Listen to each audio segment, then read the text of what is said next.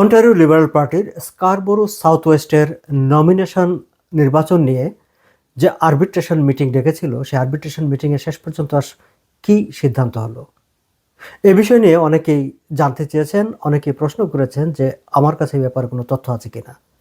দর্শক, গতকালই 20 মে বুধবার আরবিট্রেশন কাউন্সিলের এই বৈঠকটি হয়েছে ডাউনটাউন টরন্টোর শেরাটন সেন্টারে রুদ্ধদ্বার কক্ষে। এই আরবিট্রেশন মিটিংটি হয়েছে সন্ধ্যা 6টায়। যে মিটিংটি শুরু হবার কথা বা শুরু হয়েছে, সেটি শেষ হতে হতে রাত প্রায় 1:30 বেজে গেছে। এই 1:30 পর্যন্ত সেখানে উভয় পক্ষের বক্তব্য, প্রশ্ন, পাল্টা প্রশ্ন, ক্রস এক্সামিনেশন এইসব চলেছে। শেষ পর্যন্ত কি হলো, এই বিষয়গুলো নিয়ে আলোচনা করব। দর্শক, আপনাদের সবাইকে স্বাগত জানাচ্ছি আজকের এই আলোচনায়। শুরুতে জানিয়ে রাখি, আমি এই আলোচনাটি যখন করছি বা ভিডিওটি যখন রেকর্ড করছি তখন 21 মে বৃহস্পতিবার সন্ধ্যাবেলা। আর আরবিট্রেশন মিটিংটি হয়েছে 20 মে বুধবার সন্ধ্যা থেকে, মানে মধ্যরাত পার হয়ে যাওয়ার পর পর্যন্ত চলেছে। একটু পেছনের দিকে ফিরে থাকে, আপনারা জানেন যে স্কারবোরো সাউথ ওয়েস্টের অন্টারিও লিবারেল পার্টির স্কারবোরো সাউথ ওয়েস্টের যে নমিনেশন নির্বাচনটি হয়েছিল, নির্বাচনে ন্যাথানিয়েল আরস্কিন বিচেস ইস্ট ইয়র্কের ফেডারেল এমপি, তিনি হেরে যান 19 ভোটের ব্যবধানে। এবং হেরে যাওয়ার পরপরই তিনি এই নির্বাচনে গুরুতর অনিয়মের অভিযোগ তোলেন। তার অভিযোগের পরিপ্রেক্ষিতে অন্টারিও লিবারেল পার্টি একটি আরবিট্রেশন কমিটি গঠন করে দিয়েছিল, যেই কমিটি ন্যাথানিয়েল আরস্কিনের এই যে অভিযোগগুলো, সেই অভিযোগগুলো খতিয়ে দেখে সে ব্যাপারে সিদ্ধান্ত নেবে, এরকমটি ঘোষণা করেছিল অন্টারিও লিবারেল পার্টি।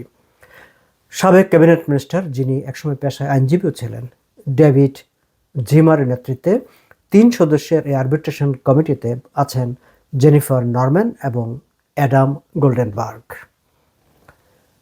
যথারীতি বুধবার সন্ধ্যা থেকেই রুদ্ধদ্বার কক্ষে শেরাটন সেন্টারের আরবিট্রেশন বৈঠকটি শুরু হয়েছে। বৈঠকে মূলত দুটি পার্টি, একটি হচ্ছে অন্টারিও লিবারেল পার্টি, কারণ তারা নির্বাচনটি পরিচালনা করেছে, আর অপরদিকে ন্যাথানিয়েল আরস্কিন, যিনি অনিয়মের অভিযোগ করেছেন। দুই পক্ষের প্রতিনিধিরাই সেখানে উপস্থিত ছিল। বেসিক্যালি দুই পক্ষের প্রতিনিধিত্ব করেছেন তাদের নিযুক্ত আইনজীবীরা। ন্যাথানিয়েল আরস্কিনের পক্ষ থেকে তার ক্যাম্পেইন টিমের যারা সেখানে দায়িত্ব পালন করেছেন, তাদের অনেকে আইনজীবীরা তো বটেই, তারাও সেখানে উপস্থিত ছিলেন। তারা ন্যাথানিয়েল আরস্কিন যেহেতু অভিযোগ করেছেন, তিনি যাদেরকে সাক্ষ্য মেনেছেন, তারাও সেখানে উপস্থিত ছিলেন।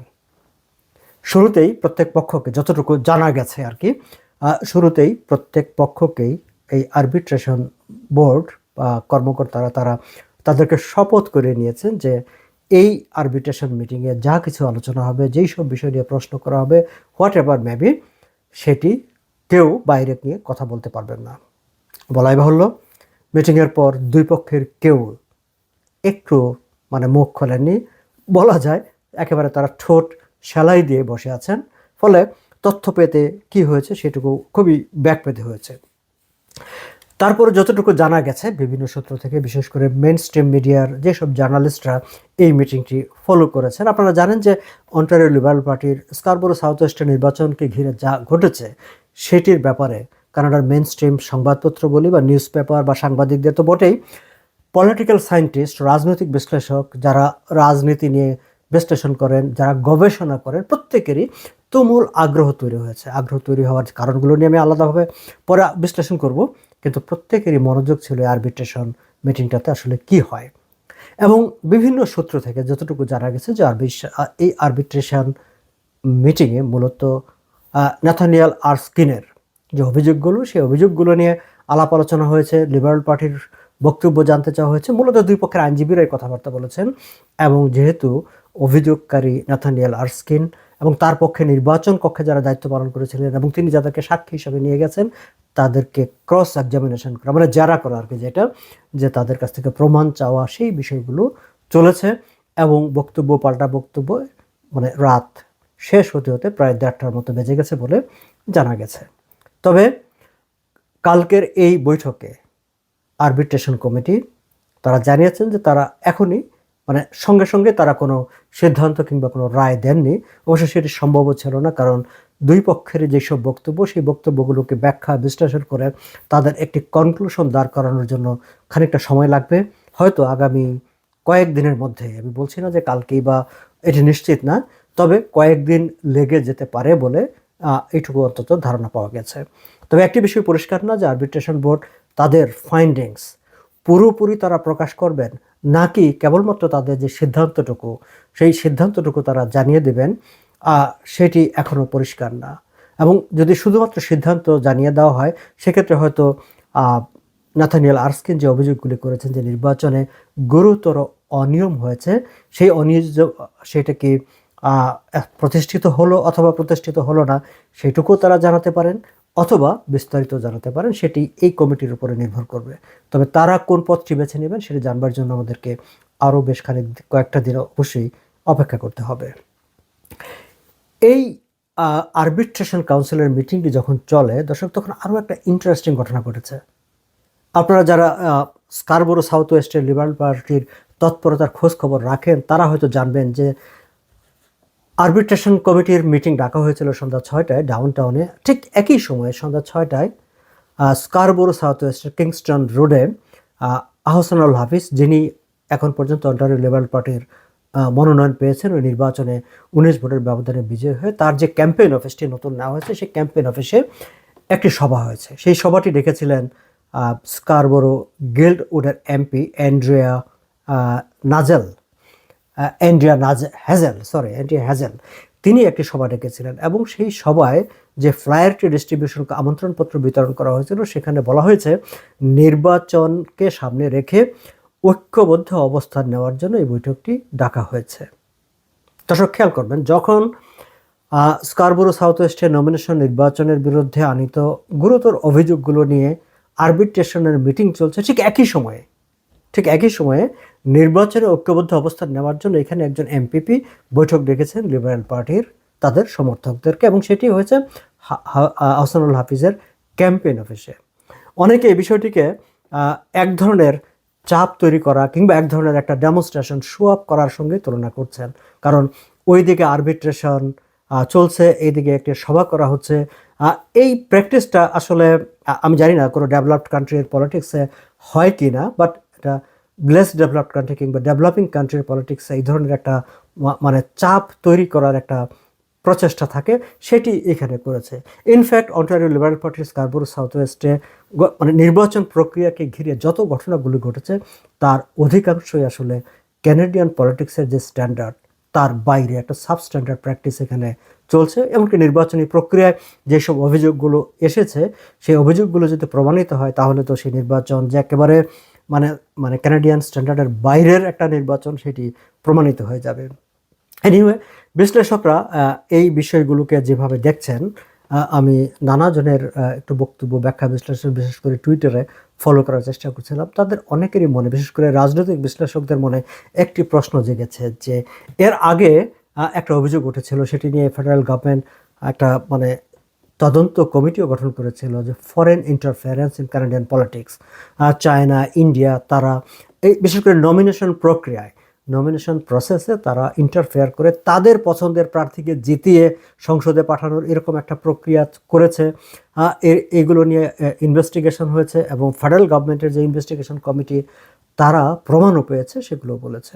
কিন্তু এইখানে অবশ্য স্কারবোরো সাউথ ওয়েস্টে কেউ মানে ফরেন ইন্টারফেয়ারেন্সের প্রশ্নটা আনছেন না, কিন্তু বিশ্লেষকরা যে বিষয়টি আনছেন সেটি হচ্ছে যে এটি আসলে ইলেকটোরাল প্রসেসে, নির্বাচনী প্রক্রিয়ায় যে ইললিগাল ইনফ্লুয়েন্স, তার একটা গেটওয়ে এটা হচ্ছে কিনা, এটি হলো কিনা, সেই প্রশ্নটি অনেক বিশ্লেষকরাই তুলেছেন, যে একটা অবৈধ চাপ তৈরি করে প্রার্থীকে জিতিয়ে নেওয়া বা নির্বাচনী ব্যবস্থাকে পক্ষপাতী মানে বায়াসড একটা অবস্থানে নিয়ে যাওয়া, বা একটি অবাধ, নিরপেক্ষ বা স্বাধীন নির্বাচনকে ব্যাহত করা, তার একটা সূচনা এখানে হলো কিনা, এরকম প্রশ্ন অনেক বিশ্লেষকরাই তুলেছেন।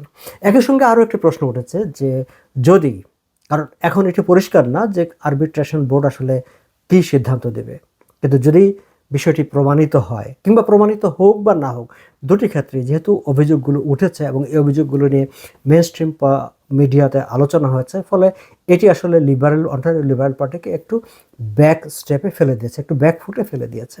এবং সবচেয়ে বড় প্রশ্ন উঠেছে যে তাহলে কি অন্টারিও লিবারেল পার্টি নিজেদের একটা নমিনেশন ইলেকশন সেটি তারা গ্রহণযোগ্যভাবে করতে পারবে না? তাহলে কি এমন একটি অবস্থা তৈরি করতে হবে যে পলিটিক্যাল পার্টিগুলোর, বিশেষ করে লিবারেল পার্টির নমিনেশন ইলেকশনটি পরিচালনা করার জন্য ইলেকশন কানাডা কিংবা ফেডারেল ক্ষেত্রে ইলেকশন কানাডা কিংবা প্রভিন্সিয়াল অন্টারিওর ক্ষেত্রে ইলেকশন অন্টারিও বা প্রভিন্সিয়াল ইলেকশন কমিশন, তাদের হাতে ছেড়ে দিতে হবে তাদের ইভেন লিডারশিপ কিংবা নমিনেশন এই ইলেকশনগুলো? এবং যদি সেটি হয় তাহলে একটা পলিটিক্যাল পার্টির উপর জনগণ আস্থা কিভাবে রাখবে, বা তাদের হাতে দেশ পরিচালনার, প্রভিন্স পরিচালনার দায়িত্ব কিভাবে ছেড়ে দেবে? এই প্রশ্নগুলো রাজনৈতিক বিশ্লেষকদের মধ্যে, পলিটিক্যাল সায়েন্টিস্টদের মধ্যে আলোচিত হচ্ছে। এবং সেই কারণে আসলে স্কারবোরো সাউথ ওয়েস্টের এই নমিনেশন লড়াইয়ের পর যে উদ্ভূত পরিস্থিতি এবং আরবিট্রেশন মিটিং পর্যন্ত, সেই জায়গাগুলোর দিকে প্রায় সবাই খুবই গভীর মনোযোগ দিয়ে রাখছে। দর্শক, এই জায়গায় আমার একটা মন্তব্য আমি যোগ করতে চাই। স্কারবোরো সাউথ ওয়েস্ট এই নমিনেশন লড়াই, অন্টারিও লিবারেল পার্টির নমিনেশন ভোটে যেই ঘটনাগুলো ঘটেছে, এখন আসলে লিবারেল পার্টির একটা মানে উভয় সংকটের মধ্যে আছে তারা। প্রথমত, যদি আরবিট্রেশন বোর্ডের সিদ্ধান্ত এরকম হয় যে হ্যাঁ, ন্যাথানিয়েল আর্সকিন যে অভিযোগগুলো করেছেন সেই অভিযোগগুলি সত্য, সেই ক্ষেত্রে কি লিবারেল পার্টি এই নমিনেশন বা নির্বাচন বাতিল ঘোষণা করবে? এবং যদি বাতিল ঘোষণা করে তাহলে লিবারেল পার্টির অবস্থানটা কোথায় থাকে? আবার যদি আরবিট্রেশন বোর্ড বলল যে না, এগুলো কোনো কিছু প্রমাণিত হয়নি, তারপরেও ন্যাথানিয়েল আর্সকিন, যিনি একজন ফেডারেল এমপি, তিনি যদিও ঘোষণা দিয়েছেন যে তিনি ফেডারেল এমপি পদ থেকে পদত্যাগ করবেন এবং তিনি স্কারবোরো সাউথ ওয়েস্টের নির্বাচনী লড়াইয়ে তিনি আর সামিল হবেন না যদি এখানে আবার নতুন করে নমিনেশন প্রক্রিয়া হয়ও, তারপরেও যে অভিযোগগুলি উঠেছে, যে আলোচনাগুলি হয়েছে, সেই ক্ষত তৈরি হয়েছে, সেই ক্ষত থেকে বেরিয়ে আসাটা লিবারেল পার্টির জন্য খুবই কষ্টকর। এবং আগামী নির্বাচনে তার যে একটা নেগেটিভ ইম্প্যাক্ট হবে, এই ব্যাপারে কম বেশি দ্বিমত খুব কমই এখন পর্যন্ত পাওয়া যায়। দর্শক, আমরা অপেক্ষায় থাকব আরবিট্রেশন কমিটি কবে তাদের এই ফলাফলটা ঘোষণা করবে। তবে কয়েকদিন সময় লাগবে, এটুকু ধারণা পাওয়া গেছে। বুধবার রাত প্রায় 1টা পর্যন্ত যে শুনানি হয়েছে, শুনানির পর তাদের শুনানিটার উপর কনক্লুশন হয়েছে। এখন তারা হয়তো তথ্য উপাত্ত বা উভয় পক্ষের যেসব বক্তব্য, সেই বক্তব্যগুলোকে ব্যাখ্যা বিশ্লেষণ করে তারা তাদের জাজমেন্ট, তাদের ডিসিশন, সেটিকে তারা তৈরি করবেন, তৈরি করে সেটি হয়তো খুব শীঘ্রই প্রকাশ করবেন।